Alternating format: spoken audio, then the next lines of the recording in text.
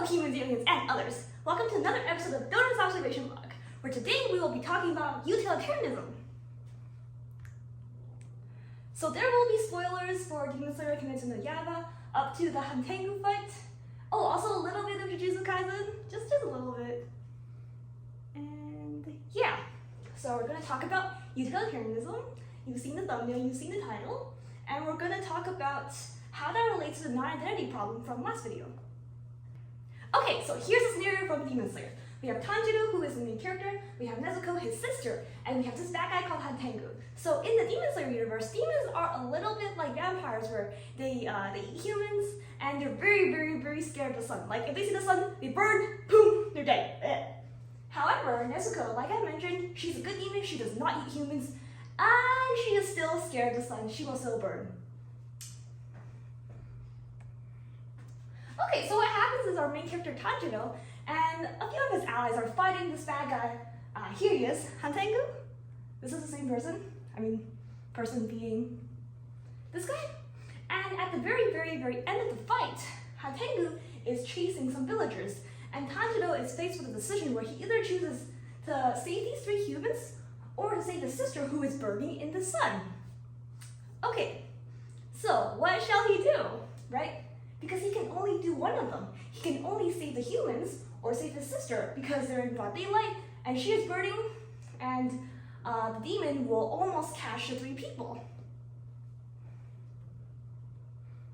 So yeah, he is faced with this impossible ethical dilemma where he doesn't know what to do. How does he solve this? So this problem is at the very core of the trolley problem. Now, if you've been on the internet at all, you've probably heard the trolley problem, or at least some variation of it, right? Like, you have a trolley, you have a train, and you either can spare the 5 people by running over this poor soul, or you can spare this one person by running over these 5 poor souls. Now, here's the thing. The trolley track is on rail to hit the 5 people, and you can either divert it and let it hit this guy, or you can let it just continue as is so you don't interfere and the 5 people get chopped. Now, for utilitarianism, the answer is very simple, right? There are a few variations to this, but utilitarianism is basically the concept of the greatest amount of good for the greatest number of people. It's a maximization, if you will. And for utilitarians, the answer is very simple, right? You should definitely choose the 5 people over the 1 person, just like you should definitely choose the 3 humans over your demon sister. Oh, okay, so utilitarianism is an alternative to our previous problem. Well, it's kind of a solution to the non-identity problem because it's not harm-based, right? It's not person-dependent, so it solves the non-identity problem in a sense. Right? It's an answer to the non-identity problem because we are rejecting the morality claim, right? Harm-based or person-affecting morality, where we say all morally wrong actions harm someone. Because according to utilitarianism, actions are morally good if and only if they produce more net happiness than any other available action, right? So utilitarians don't care if you harm one particular person. It's impersonal in that way. And by impersonal, I don't mean, oh, they don't care about the people, right? They definitely do care about the people and their happiness, right? Their personal good, so to speak. However, it's impersonal in the sense that we are not concerned with one specific individual and how much pain or suffering or happiness that one individual is experiencing. So I will explain this more, so just bear with me if you're like, wait, what are you talking about? Okay, so back to our previous video, where we're talking about, the non-identity case of Yuji and Kenjaku. So in this case, Kenjaku is not morally wrong because he harmed Yuji, or he, harmed Yuji's family by taking over his mom's body and doing some pretty nebulous things. He's morally wrong because his actions cause a lot of other people to be deprived of happiness, right? Like, Yuji, because of what Kenjaku did, right, Yuji being the vessel of Sukuna and lots of things that arise from that. For example, Sukuna doing a lot of bad things with Yuji's body while Yuji is control, right? Utilitarians would be like, hey, Yuji should just take over the team and just not exist. Because if Yuji didn't exist, Sukuna would not be able to do all the bad things he does, and therefore take away happiness from so many people. Anyways, back to utilitarianism, and let's talk about happiness. So, let's say in this world there are 3 levels of happiness. 3 is where you're having a great time, you're super happy, and the face of that will be our happy-go-lucky protagonist Tanjiro. And 2 is kind of the neutral middle ground where you're not super happy, but you're not like super sad either. And the face of that will be Muichiro. And 1 is where you're having an actively bad time, you're not happy, and the face of that will be you. Okay, so let's look at this possible world. Possible world, by that I just mean one reality, one case, so to speak. So we have 1, 2, 3, 4, 5, 6, yes, 6 people. And don't ask me why there's like 2 Tanjiros. This just seems like just like 2 happy people. Okay, so there's 2 happy people, and there's 3 neutral people, and 1 very sad person. So if we count up all of them, and we take the average of that, that is, 3 plus 2 plus 2 plus 2 plus 2 plus 1, and we take the average of that, the average is 2.17. And the total happiness points is just 13, which is 3 plus 3 plus 2 plus 2 plus 2 plus 1. Yes, math. I like math. Okay, so this is what we get in this scenario, this case. Okay, but what if we have a second world? What if we have a second case where instead of being sad or just unhappy, our buddies here, they're happy. Look at them, look at the light in their eyes, right? So now if we count up all of 6 of our buddies here, 3 plus 3 plus 3 plus 3 plus 3 plus 3, that is 18. And our average is 3, and everyone's happy, and everyone is having a great time. Okay, it's very sad, but we're not in this world. We're in this world where people are unhappy and sad. Sometimes, some of them. Okay, so let's look at utilitarianism, where we're trying to maximize the greatest amount of happiness, the greatest amount of good for people. So how shall we calculate it, right? Because here we have both the average and the total points, right? But how do we really measure that? Well, let's take a look at if we're measuring by total happiness. So in our world, like I mentioned, we have a total of 13 happiness points, so to speak, in this drastically oversimplified world, right? We have some very, very happy people, we have some middle, neutral-ish people, and we have some sad people. So in this world of total happiness, well, how do we increase happiness? Well, what if we just added another person? Yes, that person is a sad person, but if we add 1 more Giyu, then the happiness total goes up. Okay, so what if we add another Giyu? Oh, wow, the happiness total went up again. But that's kind of weird to think about, right? Like we're adding more sad people, but the total goes up. So this world technically has more happiness than this world? If we think about it as logical, rational beings as we are, feels kind of weird, doesn't it? So, yes, so if we add more people, more sad people according to this, if we add an infinite amount of very sad people, the happiness, the total happiness of this world just keeps on going up. And if we follow this thought to its logical conclusion, well, we reach what's known as the repugnant conclusion. Repugnant, such a fun word. The repugnant conclusion where you can have like a very small, well, a relatively small population with very high quality of life, like lots of very happy Tanjiros, but their total happiness would be less than a very, very, very large population of people with very low quality of life, or like very sad people, right? That's kind of weird to think about, right? You would think that this place would be a better, happier place to live than this place.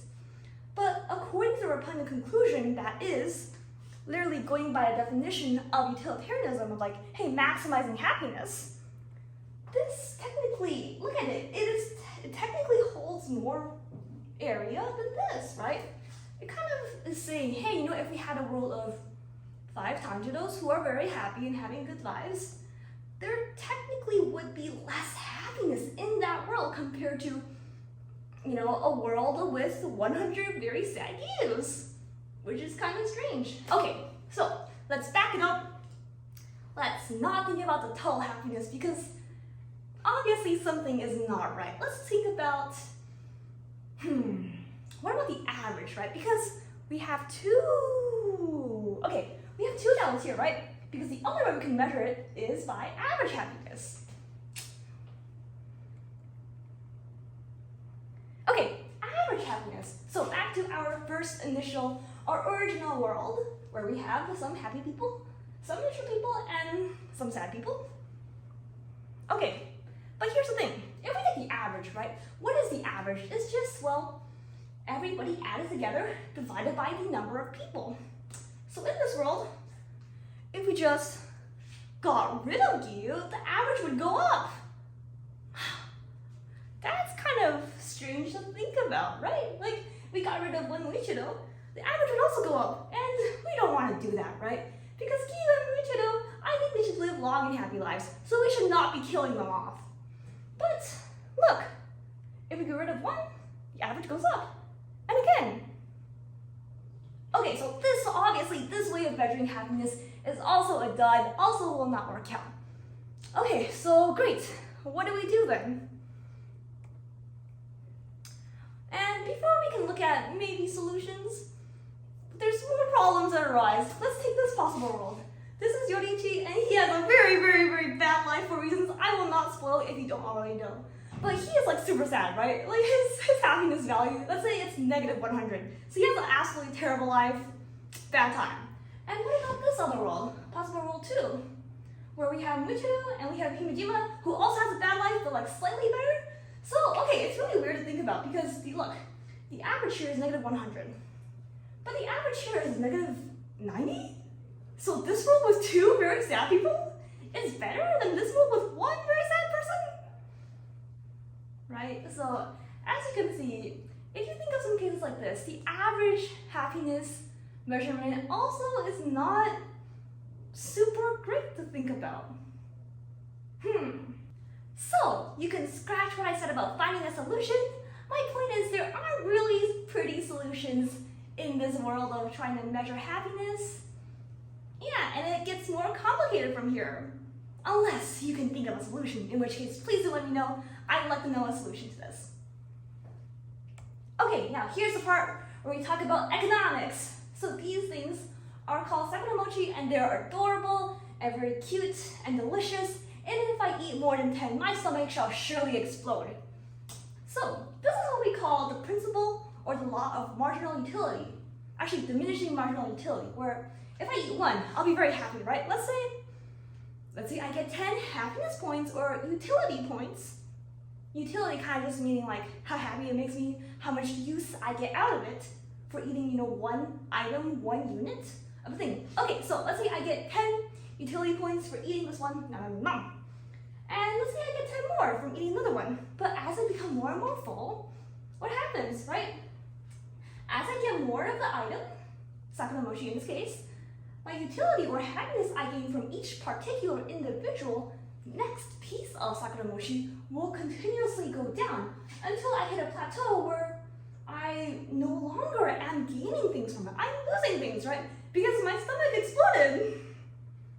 So this is actually true for each resource, anything in the whole world, right? Too much of a good thing is not a good thing. So out of everything in the world you can think of, like maybe cars, toys, food, if you get past a certain amount of it, you're no longer gaining anything or any happiness from that thing, right?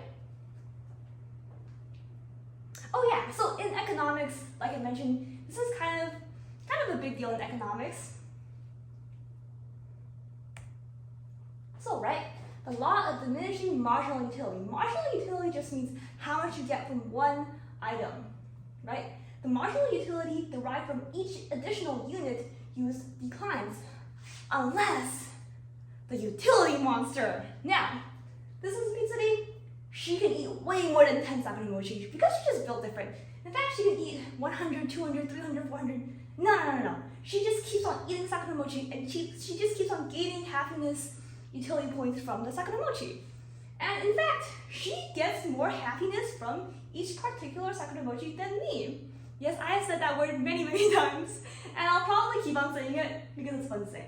Okay, so let's say instead of getting 10 happiness points like me, Mitsuri gets 20 happiness points, 20 utility points from eating one piece of sakuramochi. So if I ate, back to this, so if I ate 5 sakuramochi, let's say I'll get 40 happiness points because, yes, I initially start off getting 10 happiness points from each piece, but as I continue to increase my consumption, my stomach expands, and by the 5th piece, I'm like, oh, I can't do this anymore, So I only end up with like 40 happiness points. But Mitsuri, not only does she get 20 happiness points right off the bat, she keeps on getting 20 and 20 and 20 and 20. So, okay, let's say she eats 5 pieces, right? 5 times 20 is 100. So we consume the same amount of food, but she is a way happier person because of it. So, according to utilitarianism, which again, the maximum amount of good for the maximum amount of people, we should dedicate those resources to giving her food and not me. Because, in a very mathematical, in a very rational sense, those things are doing more good for the world in our total happiness count for if we just gave it to her instead of me. Right? Like, this kind of thinking within utilitarianism kind of just refers to people as bearers or containers of utility, right? So in this case, it just means the happiness, like if you follow this thought down to its logical conclusion, it's like, wait, the happiness and utility of all these people are less than Mitsuri's because she can just keep on gaining utility from eating more and more sakuramochi, whereas these people, maybe they're just like me, maybe they'll only get 10 utility points or even 5 or 4 or whatever, right? Like in this world, we can just keep on feeding Mitsuri sakuramochi even if everyone else here just starves because she's more important and gets more utility and just makes the world a happier place if she's the one eating the sakuramochi instead of everyone here. Okay, well, Mitsuri is like, she's a pretty nice person, right? Like more or less, if we just give her all the good things in the world, the worst that'll happen is everyone will starve, which is also not great. But what if, instead of Mitsuri being the utility monster, it's this creepy dude? This is Doma, he is a demon, he is very, very bad, and he eats people.